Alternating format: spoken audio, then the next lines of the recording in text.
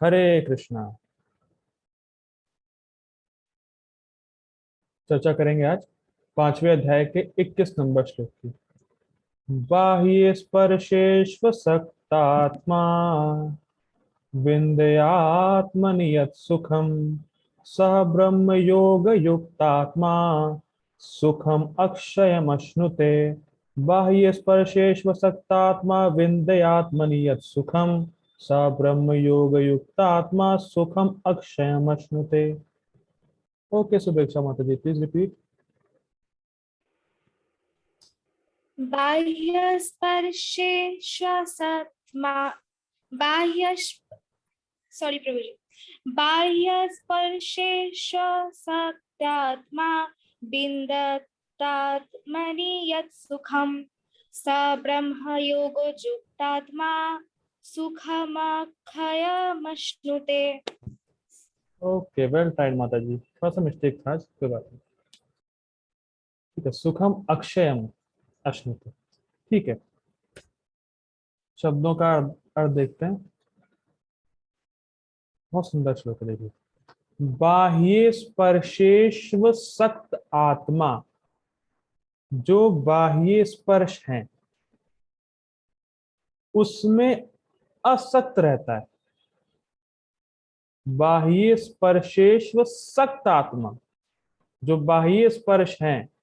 बाह्य स्पर्श मतलब आंखों से कोई रूप देखना, कान से कुछ सुनना, या ऐसा कह सकते हैं ज्ञान इंद्रियों के जो विषय हैं, ज्ञान इंद्रियां अपने विषयों से मिलती हैं, तो उसको बोलते हैं बाह्य स्पर्श। तो व्यक्ति उसमें असक्त रहता है। एक तो होता है आसक्त, एक होता है असक्त। तो असक्त मतलब अनासक्त रहता है, उसमें आसक्त नहीं रहता।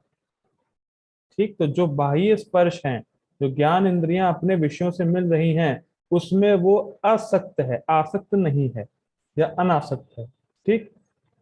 विंदयत आत्मनि या सुखम। आत्मनि का मतलब है आत्मा में, यानी अपने अंतःकरण में। विंदती, भोग करता है। किसका? यत सुखम, उस सुख का। उस सुख का, कौन से सुख का, और कौन करता है? स ब्रह्म योग युक्तात्मा, जो व्यक्ति ब्रह्म योग में युक्त है। ब्रह्म योग मतलब भक्ति योग में युक्त है या निष्काम कर्म योग में युक्त है। तो ऐसा व्यक्ति, सा मतलब वो व्यक्ति, सा ब्रह्म योग युक्त आत्मा, जो व्यक्ति ब्रह्म योग में युक्त है या भक्ति योग में युक्त है, वो सुखम अक्षयम अश्नुते। वो कौन से सुख को भोग करता है? अक्षय, जिसका कभी क्षय नहीं होता। वो ऐसे सुख का भोग करता है। अश्नुते मतलब प्राप्त करता है। तो क्या मतलब है, क्या देखा हम लोगों ने? जो व्यक्ति इंद्रिय भोग, जो बाहरी बाह्य जो स्पर्श है उससे असक्त है, आसक्त नहीं है, ऐसा व्यक्ति भोग करता है उस सुख का। भाई कौन से सुख का और कौन सा व्यक्ति? जो व्यक्ति भक्ति योग या ब्रह्म योग या निष्काम कर्म योग से युक्त है। और सुख कैसा है? अक्षय। अक्षय मतलब जिसका कभी क्षय, जिसका कभी नाश नहीं होगा, यानी परमानेंट एटर्नल हैप्पीनेस। बहुत सुंदर। ठीक है, हम अनुवाद देखते हैं प्रभुपाद जी का। प्रभुपाद जी का अनुवाद। ऐसा मुक्त पुरुष भौतिक इंद्रिय सुख की ओर आकृष्ट नहीं होता। ऐसा पुरुष मतलब कौन? जिसने अपने चित्त को शुद्ध कर लिया, जिसने अपने चित्त को पूरी तरीके से शुद्ध कर लिया है, निष्काम कर्मयोग कर करके, या जो भक्ति योग में लगा हुआ है। ठीक, तो ऐसा मुक्त पुरुष मतलब जो व्यक्ति, जिस व्यक्ति का चित्त पूरी तरीके से शुद्ध हो गया। ठीक है। आ, वो भौतिक इंद्र सुख की ओर आकृष्ट नहीं होता, अपितु सदैव समाधि में रहकर अपने अंतर में आनंद का अनुभव करता है। आत्मनि विन्दन्ति यत् सुखम, इसका अर्थ है इस प्रकार स्वरूप सिद्ध व्यक्ति पर ब्रह्म में एकाग्र चित्त होने के कारण असीम सुख भोगता है। बहुत सुंदर। देखिए, इसका कहने का मतलब है एकाग्र चित्त, मतलब उसका चित्त, अब उसका जो मन है वो भगवान के अलावा कहीं जा ही नहीं रहा है। बहुत सुंदर। पर ब्रह्म में एकाग्र चित्त, मतलब अब उस व्यक्ति का चित्त जो है, जो उसका मन है, वो अब भगवान के अलावा कहीं नहीं जा रहा है। देखिए, ये बहुत स्पष्ट है, सब हम लोग का अनुभव भी है कि हमारा मन, हमारा चित्त वहीं जाता है जहां उसको सुख मिलता है। ये आप लोगों का अनुभव है। भाई, किसी को कुछ खाना अच्छा लगता है तो मन वहीं जाता है, किसी को कुछ और कार्य करना अच्छा लगता है तो मन वहीं जाता है। तो मन वहीं जाएगा जहां उसको सुख प्राप्त होगा, या चित्त वहीं जाएगा जहां उसको सुख मिलेगा। तो हमें कुछ सुख प्राप्त होता है, उसी जगह मन जाता है, उसी जगह चित्त जाता है। तो बहुत स्पष्ट बात है, इसमें कुछ समझाना नहीं। तो होता ही है, ठीक। लेकिन इस केस में जो ये व्यक्ति है, अब इस उसके केस में, अब क्योंकि भगवान के गुण रूप आदि में उसका मन लगा है, उससे उसको रस प्राप्त हो रहा है। तो फिर रिपीट कर रहा हूं, अभी तो हमारा मन भोगों में जा रहा है क्योंकि हमें भोगों से सुख प्राप्त हो रहा है, या भोगों को हम सुख मान रहे हैं।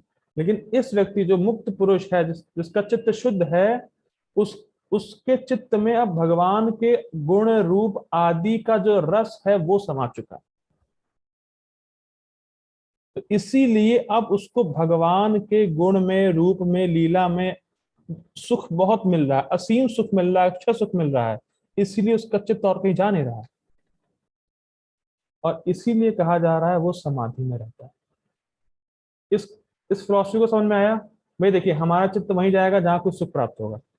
इस मुक्त पुरुष को कहाँ सुख प्राप्त हो रहा है? भगवान के गुण रूप नाम इत्यादि में। तो इसीलिए वो भगवान में ही उसका चित्त जा रहा है और कहीं जा ही नहीं रहा है, और इसीलिए वो समाधि में स्थित है। ठीक है, बहुत ठीक है, सिंपल है। देखिए, ये स्टेज पे हम हैं नहीं, लेकिन इस स्टेज पे जाना है, इसीलिए सुन रहे हैं। पता पता तो होना चाहिए ना कहाँ जाना है। ठीक। गीता भूषण टीका। ये श्लोक वर्णन करता है कि स्व आत्मा का अनुभव प्राप्त करने के उपरांत वह परमात्मा का अनुभव प्राप्त करता है।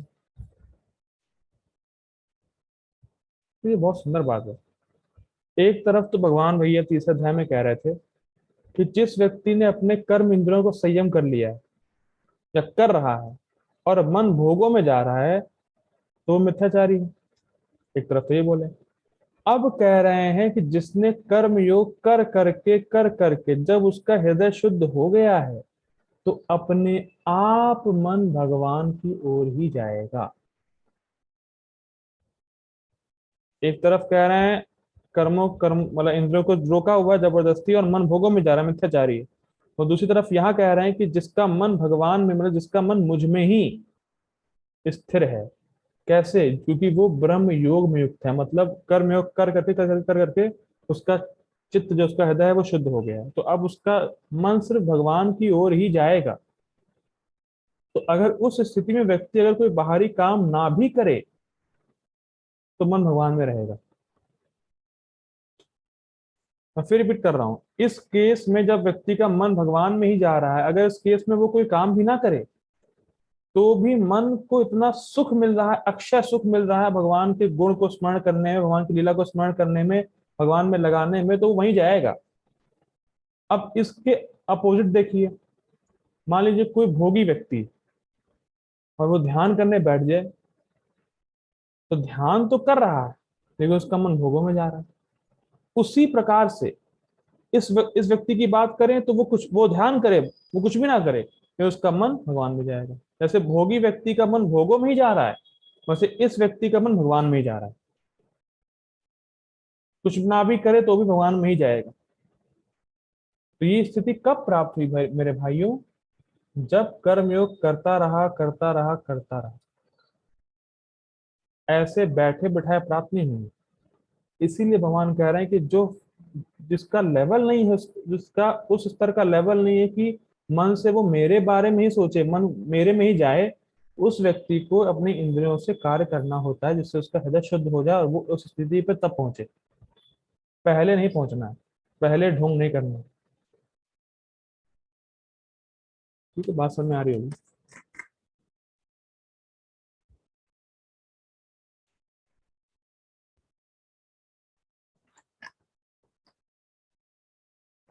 हरे कृष्णा।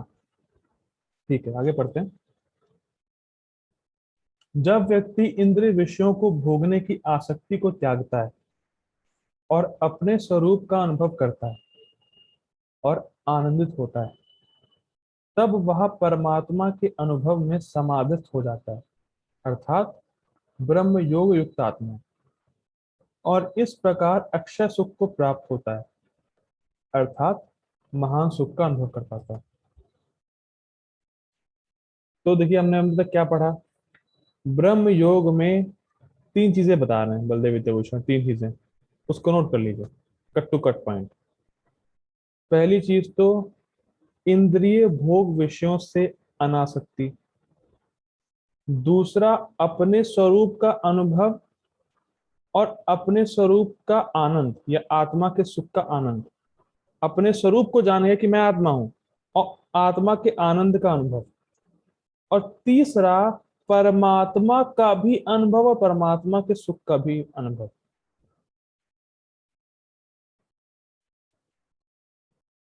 और यहाँ पे जो ब्रह्म योग युक्त आत्मा है, तो ब्रह्म योग युक्त आत्मा का मतलब यहाँ पे ये बताया जा रहा है बलदेव विद्याभूषण के अकॉर्डिंग कि वो परमात्मा का भी अनुभव कर रहा है। सब्रह्म योग युक्त आत्मा मतलब वो अब परमात्मा का अनुभव करने में भी सक्षम है। परमात्मा का आनंद, परमात्मा से जो आनंद आ रहा है, परमात्मा के अनुभव से जो आनंद आ रहा है, उसका अनुभव करने में सक्षम है, और उस सुख को अक्षय सुख बताया गया है। बात समझ में आई। सब्रह्म योग युक्त आत्मा का मतलब अब वो परमात्मा का अनुभव करने में सक्षम हो चुका है, एग्लिजिबल हो गया है, तो वो है सब्रह्म योग युक्त आत्मा। और दूसरा अक्षय सुख क्या है, जब वो परमात्मा के अनुभव से जो उसको आनंद प्राप्त हो रहा है, भगवान का अनुभव होने के बाद जब उसको आनंद मिल रहा है भगवान के अनुभव से, उसको बोलना है अक्षय सुख। तो उसको भी वो अनुभव कर पा रहा है, और इसी वजह से वो उस सुख में ही समाधि लेता है। इसीलिए वो उस सुख में समाधि लेता है। देखिए, समाधि का मतलब ये नहीं कि जबरदस्ती आप मन को यहाँ नहीं जाना है, वहां नहीं जाना है, ये नहीं करना है, वो नहीं करना है। ये समाधि नहीं होता कि जबरदस्ती मन को रिफ्रेन कर रहे हैं, नहीं वहां नहीं, यहाँ नहीं, वहां नहीं, यहाँ नहीं। वो नहीं समाधि होती। समाधि मतलब भक्ति से इतना सुख मिलता है, ऑटोमेटिकली ही भोगों में मन नहीं जाता। इसको बोलते हैं समाधि। भक्ति में ही इतना सुख मिल रहा है, भगवान की सेवा में इतना आनंद मिल रहा है, ऑटोमेटिकली ही मन भोगों में नहीं जा रहा है, जाता ही नहीं है मन, तो उसको बोलते हैं समाधि। और ये हुआ कैसे, प्रभुपाद जी बहुत सुंदर बात लिखते हैं, सुख का सीधा मार्ग, on the way to Krishna, जिसने पढ़ी हो, कि व्यक्ति की चेतना के लेवल के हिसाब से वो सुख की धारणा करता है।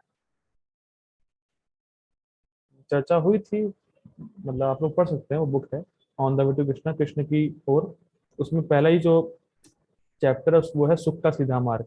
तो पापा जी बताते हैं कि व्यक्ति की चेतना के स्तर के हिसाब से ही वो अपने सुख की धारणा करता है। फॉर एग्जाम्पल, सुअर को मल खाना पसंद है, और हम में से यहाँ कितने लोग हैं जिनको मल खाना पसंद है?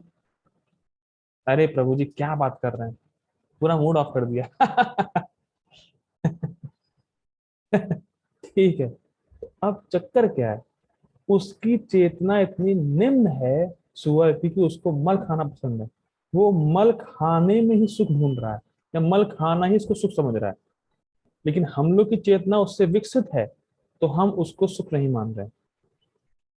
गोपाल जी उदाहरण देते हैं उसमें बुक में कि भाई मान लीजिए कोई पेड़ है, तो पेड़ तो जो है पूरे साल खड़ा रहता है, आंधी आए, तूफान आए, ठंड पड़े, गर्मी रहे, सब खड़ा रहता है।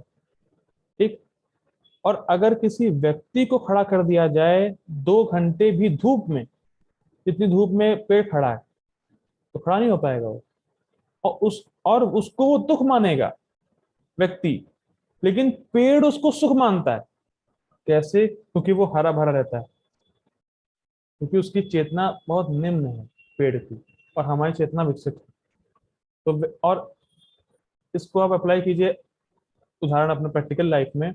आपके जितने भोगी लोग होंगे, उनको जिस चीज में सुख मिलता होगा, भक्ति करने के बाद आपको नहीं मिलता है।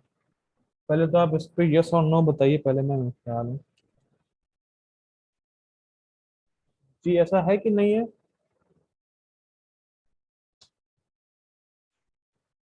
वुड यू लाइक टू वो जो शेयर है सम ऑफ द इंसिडेंट्स?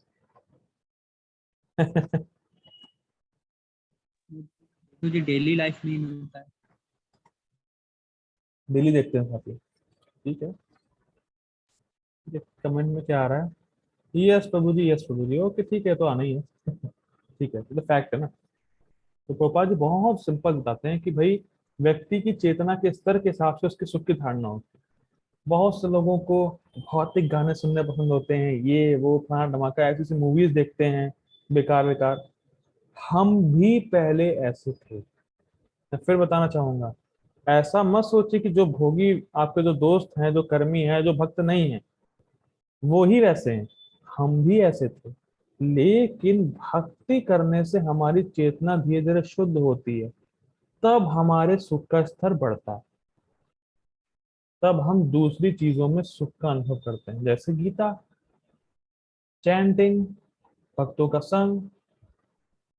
इसीलिए बहुत देखिए सिंपल फंडा है। यहाँ पे जिस व्यक्ति की बात हो रही है, उसकी चेतना शुद्ध हो गई है, और जब शुद्ध हो गई है, तब उसको भक्ति का सुख अनुभव हो रहा है, जो अक्षय है। ये फंडा है यहाँ पर। भाई जैसे मान लीजिए मैं कहूँ कि आप लोग दोबारा मूवीज देखिए, ये करिए, वो करिए, तो आप नहीं करना चाहेंगे। जो आपको पता है वो तो कुछ नहीं है, वो बेकार है, बिल्कुल अच्छा नहीं है। आपको पता चल गया क्योंकि आपकी चेतना शुद्ध हो गई है।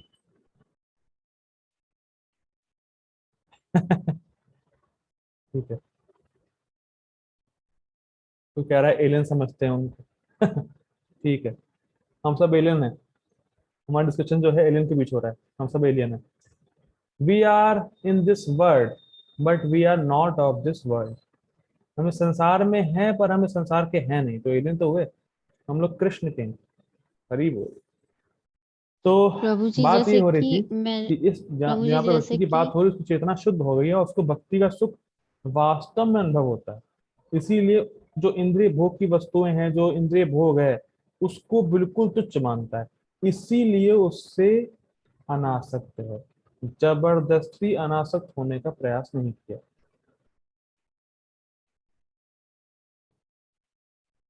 जबरदस्ती अनासक्त होने का प्रयास नहीं किया, इसीलिए भगवान है उसकी सराहना कर रहे हैं। उसकी चेतना वास्तव में शुद्ध हो गई है, और मन भगवान की सेवा के अलावा, या फिर मन भगवान की भक्ति के अलावा और कहीं जा ही नहीं रहा। इसीलिए वो समाधिस्थ है। समाधिस्थ, वो समाधि में है। वो अक्षय सुख का अनुभव कर रहा है। Can you imagine? अक्षय सुख, सुख ही सुख। वो अभी आया था ना श्लोक में, चेतो दर्पण मार्जनम, भव महादावाग्नि निर्वापणम, श्रेया कैरव चंद्रिका वितरणम, विद्या विधु जीवनम, आनंदाम बुद्धि वर्धनम, प्रतिपदम पूर्णामृता स्वादनम। हर पद पद पर आनंद है। अक्षय सुख बढ़ता ही जा रहा है, बढ़ता ही जा रहा है, बढ़ता ही जा रहा है, कमी नहीं हो रहा। ऐसे सुख का अनुभव करता है। और भाई जब सुख ऐसा मिल ही जाएगा, तो व्यक्ति फिर और कहीं क्यों जाएगा? जब व्यक्ति आनंद के सागर में गोते खा रहा है, तो नाली के पानी में क्या करेगा? ठीक। बहुत सुंदर बात। ठीक है, अब मैं मीटिंग एंड कर रहा हूँ। प्रभुपाद जी का पर्पट लेंगे नेक्स्ट मीटिंग में। So I request all of you to join again. Hare Krishna.